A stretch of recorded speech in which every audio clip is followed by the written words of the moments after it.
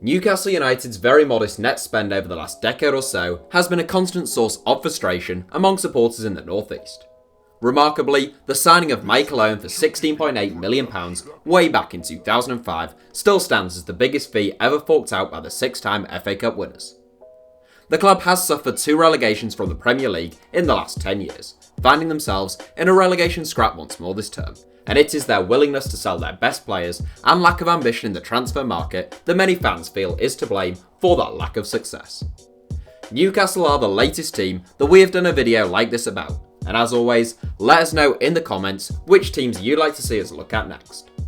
Here are Newcastle United's 7 most lucrative player sales. Where are they now? Andros Townsend, Crystal Palace. An immensely popular figure during his very brief spell at St James's Park, Andros Townsend has often been linked with a return to Newcastle United, particularly when he wasn't getting a lot of game time at Crystal Palace.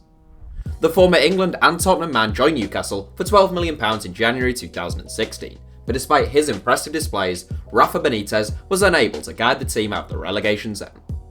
Crystal Palace subsequently triggered Townsend's release clause of £13 million, and that figure is enough to put him in this 7 over the likes of Florian Thauvin, Demba Ba and James Milner. Townsend has recently had an upturn in form at Palace, scoring an absolute wonder goal in their shock victory over Manchester City. Jonathan Woodgate, Middlesbrough coach. Taking us back almost 15 years to the summer of 2004, Jonathan Woodgate left Newcastle United in a £13.4 million move to Real Madrid.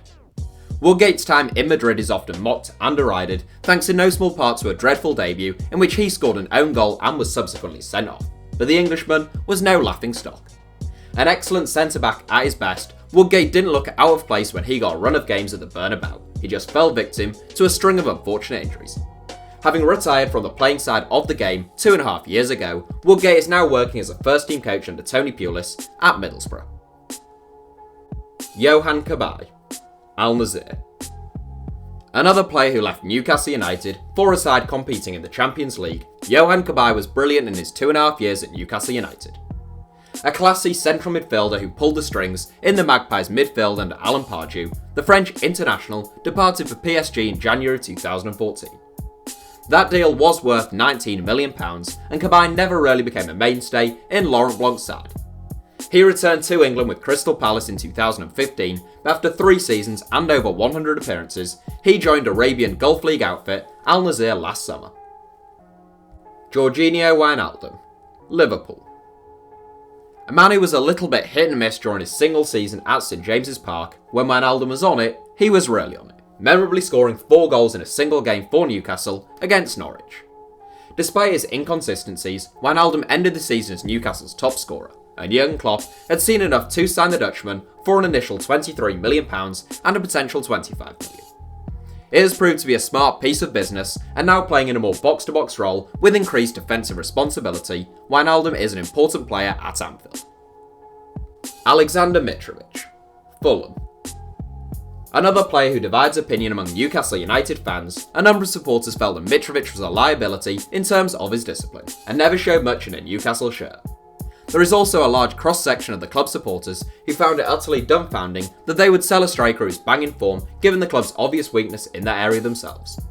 Mitrovic cost Fulham an initial £22 million and a potential £27 million. He is their best chance of staying in the Premier League this season, and there are reports that the club turned down a £50 million bid from China this January. Moussa Sissoko, Tottenham. Newcastle fans were somewhat stunned when the club managed to get £30 million for their once-away French international midfielder Moussa Sissoko in the summer of 2016, and for 2 seasons, their delight at the deal was understandable. However, it's long been known that there was a talented footballer in there, and this season, Mauricio Pochettino is finally getting the best out of his leggy box-to-box midfield player. Sissoko has been a new man this season, bossing the middle of the park and putting in a number of impressive displays against top-class opposition. Andy Carroll, West Ham. Despite having flogged a number of their star assets in recent years, it is still the £35 million sale of Andy Carroll to Liverpool in January of 2011 which stands as Newcastle's record sale. Unlike with Sissoko, there are still no signs that Newcastle were wrong to take the money and run when it came to Carroll. The big frontman had helped the Magpies to win promotion from the Championship, and he made a brilliant start the following season. Interest was understandable, but Liverpool's eye-watering bid raised eyebrows throughout the footballing world. Thankfully for the Reds, they also signed Luis Suarez that January, who turned out to be sensational, but Carroll lasted just one full season. Liverpool managed to recoup £19 million for the big target man, and now aged 30 and very injury-prone, Carroll is still with West Ham. So that's it for Hour 7. Thanks for watching, feel free to subscribe and turn on notifications for more from us if you enjoyed the video, and you can now also follow us on Twitter for more ramblings from me. Our username is simply @HITC Sevens.